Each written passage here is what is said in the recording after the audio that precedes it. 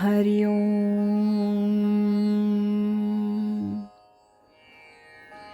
पूजनीय स्वामी भक्त डॉक्टर सुषमाताई वाटवे यांनी लिहिलेल्या स्पर्श परिसाचा या ग्रंथमालिकेतील तिसऱ्या भागाचं वाचन आपण ऐकत आहोत. आज ऐकूया यातील प्रकरण पहिलं, गुरुपूजन साधकांची भावपुष्पांजली. यामध्ये कर्नल प्र का सोमण यांनी लिहिलेल्या लेखाचं वाचन. हा लेख लिहिलेला आहे 8 जून 1998. ओम साईराम. परमपूज्य माधवनाथ स्वामी. निराळ्या दृष्टिकोनातून अनुभवलेला एक परिचय. स्वकष्टाने, स्वप्रयत्नाने आणि त्यागाने एका मानवाचे झालेले महान स्वामी माधवनाथ. तसं पाहिलं तर स्वामी आणि मी एकाच आळीत म्हणजे गोपाळ गायन समाज लेनमध्ये अगदी जवळ राहणारे, जवळजवळ एकाच वयाचे. स्वामी आनंदी, उत्साही आणि प्रेमळ म्हणून इतर आळीकरांपेक्षा मला ते खूपच जवळचे वाटायचे. त्यांचा उत्स्फूर्त आपलेपणा कुणालाही आकर्षित करणारा होता. बाळासाहेब आणि सौ सरलाताई ऐन तारुण्यात असताना आमच्या आळीत राहायला आले. गोरेपान, उंचेपुरे, लावण्यपूर्ण सुंदर जोडपं असं दुसरं कोणी आमच्या आळीमध्ये नव्हतं. त्यांचं शांतपणे, आनंदी वृत्तीने आमच्या आळीतील रस्त्यावरून चालणं मोठं विलोभनीय असे. माझी सारी कापड खरेदी त्यावेळच्या बाळासाहेबांच्याच दुकानात व्हायची आणि समोरच्या त्यांच्या मेहुण्याकडे कपडे शिवून मिळायचे. 1943 साली जानेवारीत मी पुणे सोडलं. प्रथम एअरफोर्समध्ये, नंतर 1944 साली आर्मीत गेलो. तेव्हापासून बाळासाहेबांचा आणि माझा संबंध तुटला. पण नंतर 1970-71 साली जेव्हा मी नगरला पोस्टिंगवर आलो, तेव्हा पुण्याच्या माझ्या भेटीत मला कळलं की आता बाळासाहेब मोठे स्वामी झाले आहेत. त्यांच्या भागेश्वर निवासात ते नियमितपणे ज्ञानेश्वरीवरील प्रवचनं करतात.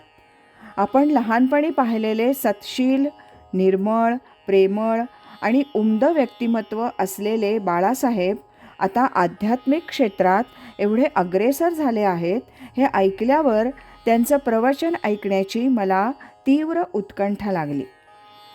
पण पोस्टिंग परगावी, मग हे जमायचं कसं? एक उपाय सापडला. जेव्हा केव्हा अहमदनगरहून मला पुण्याला यायला मिळे, तेव्हा मी स्वामी पदावर आरूढ झालेल्या, अवतीभोवती मोठा शिष्य संप्रदाय असलेल्या बाळासाहेबांचं प्रवचन श्रवण करायला आवर्जून जात असे. निरूपणाचा विषय विशद करून सांगण्याची त्यांची अत्यंत सोपी आणि आकर्षक शैली, त्या विषयाचं ज्ञान, त्याच्याशी झालेली त्यांची एकतानता पाहून स्वामी सान्निध्यात माझं मन खूप रमायला लागलं. प्रवचनाच्या वेळी मी व्हरांड्यात बसलेला पाहून ते मला खोलीत बोलावून आपल्या समोर बसवीत. आपल्यामुळे इतरांना दाटी होते, प्रवचनात व्यत्यय येतो या जाणीवेनं मी अस्वस्थ होत असे. पण स्वामींचं इतक्या वर्षांचं प्रेम आणि आपलेपणा यामुळे त्यांचं म्हणणं मोडवत नसे. 1979 सालच्या सुमारास स्वामींनी त्रिमूर्ती कार्यालयात एक साधक मेळावा आयोजित केला होता. त्यात साधकांना बोलण्याची संधी स्वामींनी दिली होती. त्यावेळेला मी एक प्रस्ताव मांडला की भागेश्वर निवासात स्वामींची प्रवचनं कित्येक वर्ष चालू आहेत. श्रोत्यांची संख्या दिवसेंदिवस वाढतीये, जागा अपुरी पडतीये, त्यामुळे श्रोत्यांचे हाल होतात. याचं स्वामींनाही दुःख होतं. तेव्हा भगवान श्री सत्यसाईनाथांच्या असीम कृपेने श्री सत्यसाई निलयम या नातूबागेतील वास्तूत पहिला आणि दुसरा मजला धरून 3000 स्क्वेअर फूट बांधलेली जागा आहे. तिथले नित्याचे होणारे कार्यक्रम सोडून बाकीच्या वेळी ती जागा स्वामींच्या प्रवचनास कायमची मोफत देण्यात मला आनंद आणि अभिमान वाटेल. हा माझा प्रस्ताव स्वामींना आणि समस्त साधकांना फारच पसंत पडला. वेळ वाया जाऊ न देता त्यावेळचे मंडळाचे कार्यकर्ते डॉक्टर आपटे, श्रीयुत भैयासाहेब जोशी वगैरे मंडळी लगेच साई निलयम ही वास्तू पाहून गेले. त्यावेळेला त्या वास्तूत दर सोमवारी सायंकाळी 7 ते 8:30 पर्यंत श्री सत्यसाई सेवा समितीचं नित्याचं भजन असे. विवेकानंद केंद्र, योगी अरविंद केंद्र, योगाचे वर्ग असे कार्यक्रम तिथं नियमित होत असत. हे सारं सांभाळून स्वामींच्या प्रवचनादी कार्यक्रमास तिथं नियमितपणे सुरुवात झाली. स्वामींची प्रवचनं रात्री 9:30ला असत. त्यावेळेला इतर कोणतेच कार्यक्रम नसल्यानं प्रवचनं व्यवस्थित सुरू झाली. कित्येक काळ असा गेला, सोमवार ते रविवार दररोज कार्यक्रम असत. मंगळवार ते शनिवार ज्ञानेश्वरी प्रवचनं, महिन्यातील 3 रविवार सकाळी 10 वाजता सत्संग आणि चांगदेव 65वर निरूपण चालू होतं.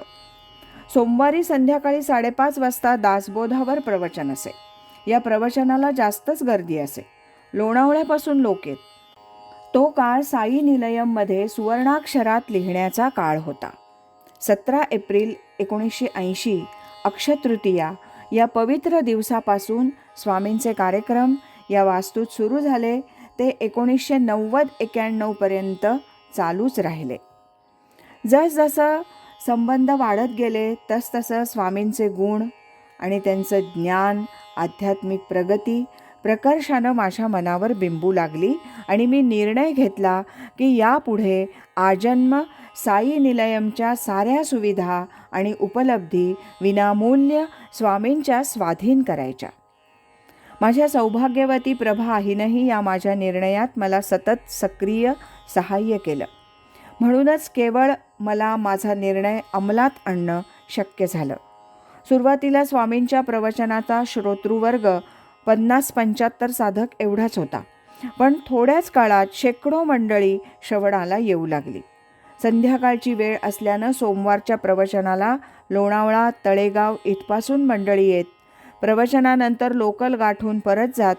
त्या काळात 1500 स्क्वेअर फुटाचे दोन्ही हॉल, जिने, बागेचा परिसर, समोरचा रस्ता हा सर्व भाग श्रोत्यांनी भरून जागा कमी पडू लागली. पण आता स्वामींचं प्रकृतिमान पूर्ववत राहिलं नव्हतं. वयाची 75 जवळ आली होती. त्यामुळे स्वामींनी एक दिवस जाहीर केलं की यापुढे दासबोधाची प्रवचनं स्वामींचे एक उत्तराधिकारी डॉक्टर माधवराव नगरकर हे करतील. त्याप्रमाणे दासबोधावरची प्रवचनं पुढे काही दिवस चालू राहिली. डॉक्टर नगरकर यांनी स्वामींची गादी समर्थपणे चालवली. त्या सुमारास प्रौढ साधकांना जिना चढण्याचा त्रास होऊ नये म्हणून आउटहाऊस पाडून साई मंदिर खाली तळमजल्यावर आणण्याचं ठरवलं.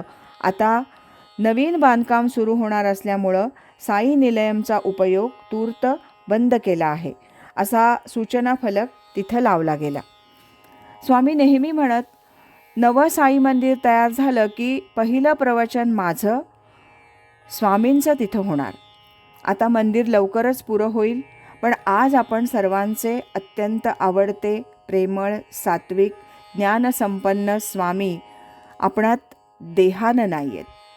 यासारखं मोठं दुःख दुसरं कोणतं असणार.